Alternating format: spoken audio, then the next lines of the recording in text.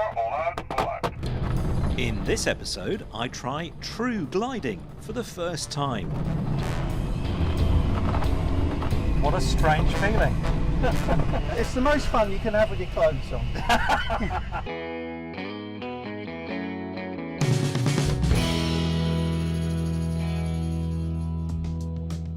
The gliding centre at HusBos Bosworth in Leicestershire, England is running an experience day for people who usually prefer to fly with engines. I've been invited along to join a group from a local flying club who will have a chance to pilot a glider and get a better appreciation of how these folks operate. Okay, well, good morning everybody. Thanks for coming. The day is being run by Simon Smith, who, as well as being a basic gliding instructor here, he's also a tug pilot. It was really interesting for me to see how much general GA pilots know about gliding operations. Some people have done it, some people have never seen it, and I think most people don't have any idea what it's like. The mix of activity here seems insane at first look. Helicopter pleasure flights in one corner, remote-controlled helis in another, and monster trucks. So we've got to avoid the monster trucks, avoid the remote control aircraft, avoid the helicopter, but that's not all. It's a very active airfield, and something you're not used to is aircraft with no engines. So keep a good look out. It's also important to realise that they don't do a conventional circuit. If they're running out of height in the circuit, they can come in from literally any angle, any direction. Oh my God, I had absolutely no idea about most of that. Gliders doing 120 knots, ballast, parachutes. I had absolutely no idea what this all involves, and this is going to be a really interesting day. On a competition day, hundreds of gliders can be launched from here in an hour. They can set off on cross-country races covering hundreds of miles and are capable of soaring above 10,000 feet. That came as a surprise to some of the participants here today. You know, the altitudes that these guys get up to, I didn't know that. Generally always keep well clear, but it's interesting to know the difference is, you know, how far they get out from here. The gliders are launched here by tug aircraft and winch cables. The metal wires are thinner than you might expect, but deadly. I think you'll find that if you were to hit that, it would just cut you in half. It's pretty lethal. On the aeronautical charts, it's clear that no one should overfly the strip below 3,600 feet. But even as we stand here today, aeroplanes are. We're a very active airfield, very busy, and it's upsetting when we see pilots flying straight over the top of our airfield at 1,500 feet when we know our cables will get up there very easily, and there's no way these guys would see the cables. It's very dangerous. Before any of us can get in a glider, there's a weigh-in. It's going to be a little bit embarrassing, I think, this. So this parachute is a bit heavy. It's a bit like the step of shame. When it comes to my turn, Simon's up to something. Here it goes then.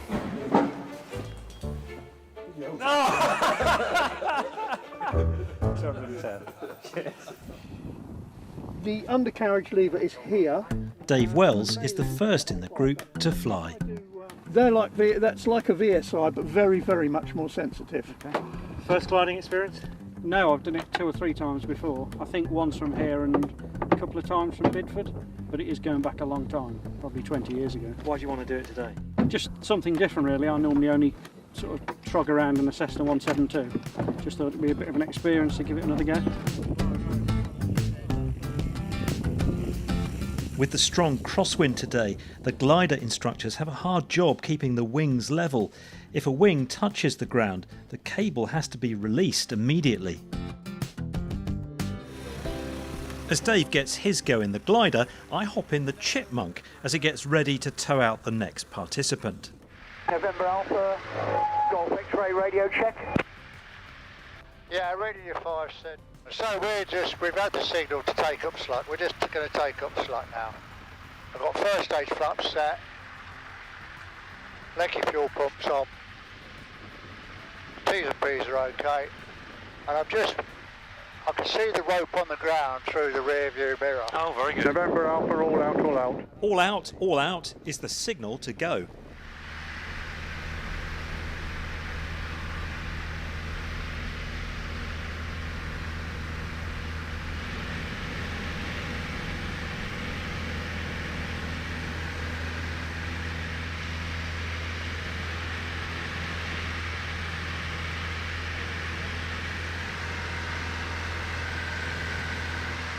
Okay, so all we're going to do now is try and skirt around the houses. So as not to annoy them with the noise. Absolutely. So we're going to try and go underneath these clouds here now. The clouds are the markers. There might be some thermals beneath them. And it's down towards the south, so if anything goes wrong and I have to release him, at least the wind will blow him home. So there's 1,000 foot. So in a minute, this fella behind wants to what they call box a toe. So what he's going to do is going to steer his glider out to the right. And then he's going to go up. November Alpha, maintain the climb. I'm going to box your slipstream. Okay, Sid.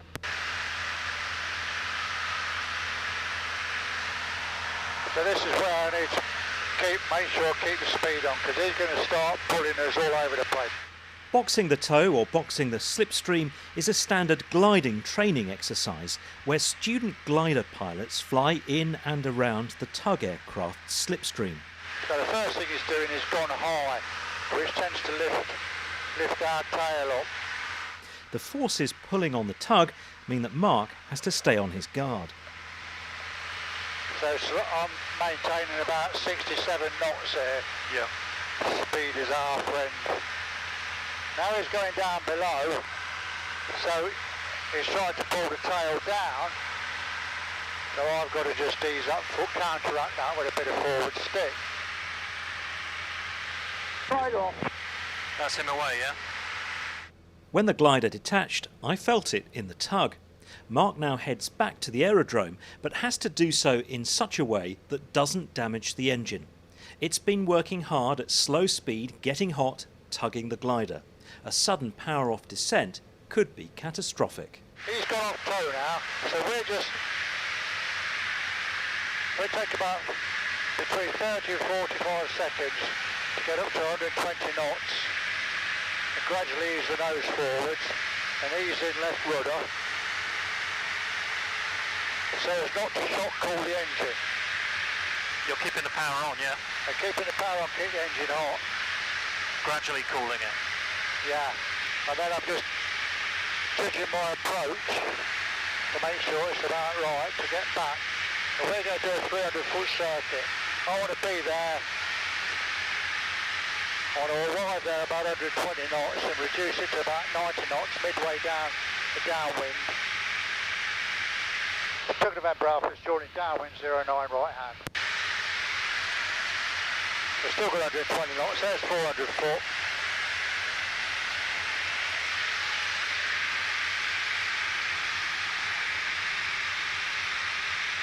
That's 300 foot, 100 knots, just reduce the power a little bit, speed's bleeding off. Keep a good look out, now I want a good look out for gliders, so they all do radio calls.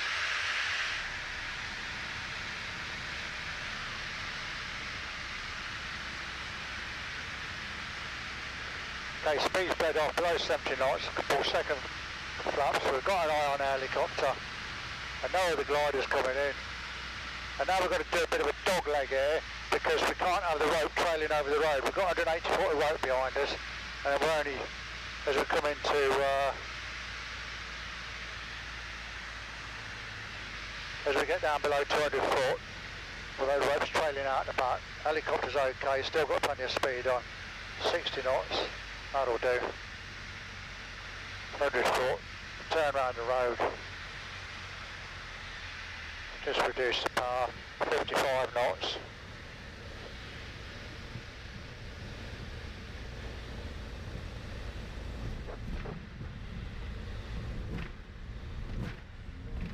And that wasn't very elegant because we had to put. Yeah, we did. There's quite a few ridges down there, you ain't going to do any elegant lands unless you're lucky. It was great to see Mark at work. There's far more to this than I ever expected. If you can just do these straps back up onto these bits here. Dave's back on the ground from his flight. He was up there for about 20 minutes. How did that go? Yeah, it's really good, really enjoyed it, yeah. I've done it before, I say it was about 20, 30 years ago, or thereabouts, and yeah, it's fine. Unlike Dave, some of the people here today are experiencing gliding for the first time. Really and truly, it was just amazing. I couldn't believe how quiet it was. You didn't really feel like you were moving. It was just still and peaceful and amazing. What made you come and do this experience? I've just always wanted to go gliding, and my husband belongs to the flying club, and we got the opportunity. And then when I got here, I thought, perhaps I don't really want to do this. But I'm so glad I did. The day is going extremely well, and it's almost my turn to try gliding. But first, a reminder of why this day has been organised in the first place. At the end of last year, the club lost one of its members in a tragic accident. A glider and a Cessna 150 collided in mid-air around 7 miles north of here. The powered aircraft suffered major damage but was able to land. The glider was destroyed. You had a nasty accident involving one of your gliders, didn't you, back in December? We did, yeah, and unfortunately it ended up in a fatality, a mid-air collision. So, it does focus everyone's minds to make sure that we look out and we look after each other, really. It kind of puts a real meaning on what you're doing today, doesn't it? Of course it does, yeah. It's... we've got to do everything we can, and we've got to look after each other in all of GA. I've never kind of understood why we go into silos, I think, sometimes, don't we? So, we just fly our own club with our own rules, and maybe that isn't the safest way to do things. Top marks to Simon for going out of his way to reach out to GA-powered pilots like me and organising this day for the benefit of everyone's safety. Time has now come for me to experience what everyone's been raving about. I'm going gliding. It's not normal that I should fly without an engine. It's something I avoid at all costs normally. Okay, right, I'll close the lid then. Right. Canopy down. You've got a DV panel there. If you want to film through it or you want some fresh air, you can open it, but I'd recommend you keep it closed for the takeoff. Okay. Get a face full of cut grass. Okay, check's complete apart from brakes, which I'll do now. November, all out, all out.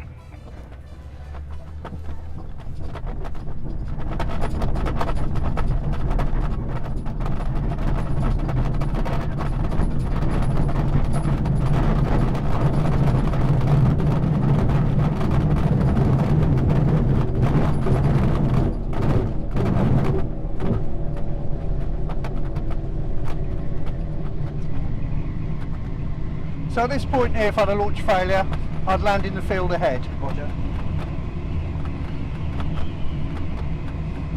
If it went now, I'll be over the fence into that flat field ahead of us.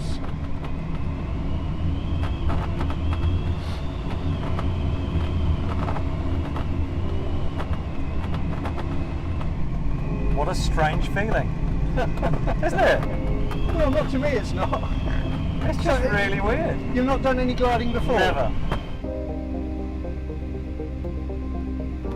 The contrast of the violent and noisy takeoff with the smooth and quiet climb is astonishing.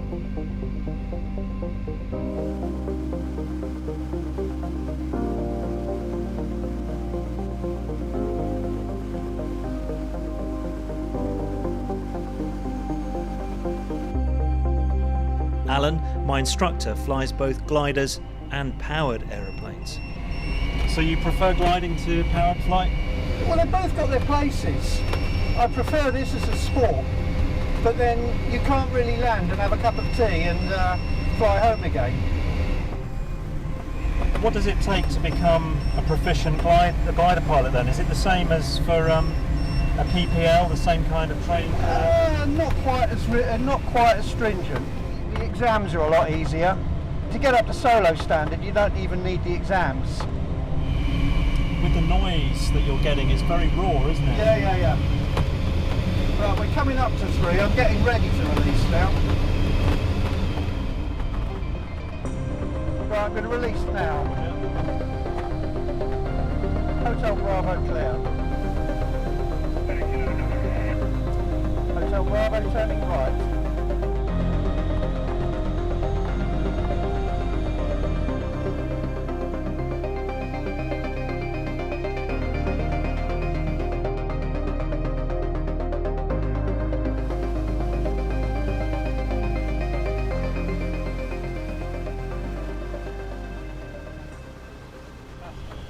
Okay, John, you have control. I have control.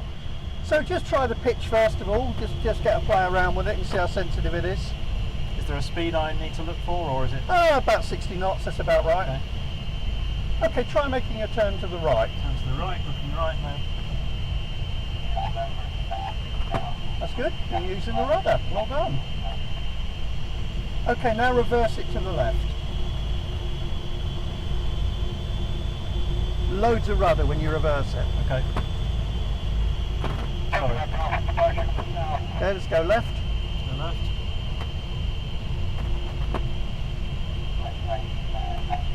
And level the wings. It's a big pussycat, isn't it? Yeah. Do you want to try a stall in it? Go on then. Go on in, raise the nose, about there, and just hold that attitude. Is there a... Yeah, keep the stick coming back, keep the stick coming back, all the way back, all the way back, right on the back stop. There you go. And recover, just forward, pause. There you go. Hey, Pussycat, isn't it? awesome. Yeah. What do you think of it? It's great. It's the most fun you can have with your clothes on. Conditions weren't great for gliding today, only very weak thermals. But Alan demonstrated a little bit of soaring with the lift he could find beneath the clouds. He's trying.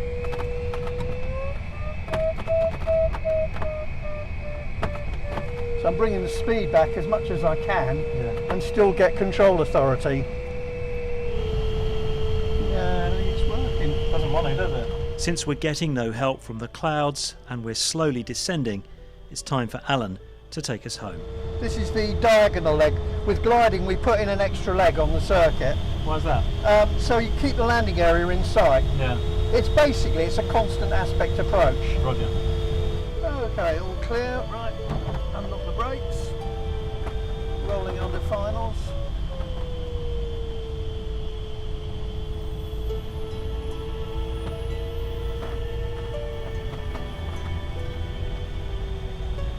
Got quite fairly powerful air brakes on this.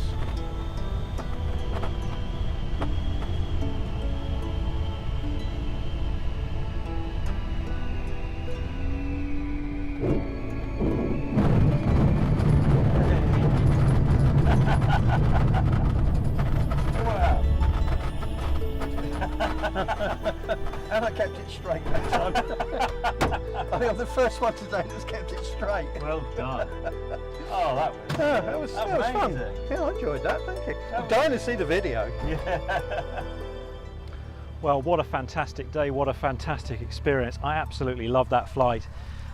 The aircraft there is amazing. We were dropped at 3,000 feet and I don't know how long we were in the air for, but we were just able to somehow stay up there for so long. It's just such an unreal experience for me. And the manoeuvrability of the aircraft as well, and being able to do stalls too, and yeah, absolutely amazing. So I'm really grateful to the guys here at the gliding centre at HusBos Bosworth. I've learnt a load today, and hopefully through this video you will too. My special thanks to Paul from Flapjack Films, without whom this production wouldn't have been possible. My supporters on Patreon and through my website have helped cover some of the costs. For that, I'm eternally grateful. Do share the video as much as you dare. If you haven't done already, subscribe on YouTube and on my website to make sure you don't miss the next episode. Blue skies, my friends.